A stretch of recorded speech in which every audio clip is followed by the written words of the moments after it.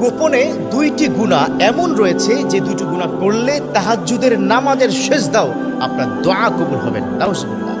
আহা, যে দোয়া কবুল করার জন্য আমার আল্লাহ পাক, Allah is ready to accept all of the দোয়া অফ সার্ভেন্ট, সব দোয়াগুলো আল্লাহ কবুল করার জন্য যেখানে প্রস্তুত হয়ে যায়, আল্লাহ নিজে গোলামকে ডেকে ডেকে বলেন। আমার রব্বুল আলামিন তিনি বলেন, উদউনি আস্তাজিব লাকুম।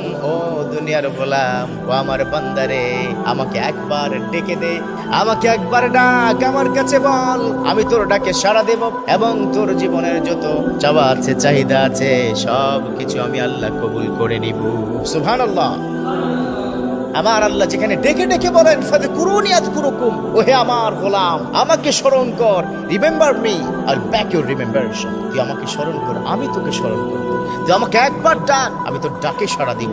সেই আল্লাহ কত বড় ভয়ঙ্কর দুটো গুনাহ আপনারা করছেন, সেই আল্লাহ ওই গুনার কারণে তাহাজ্জুদের নামাজের সিজদায় আপনার দোয়া কবুল করবে না।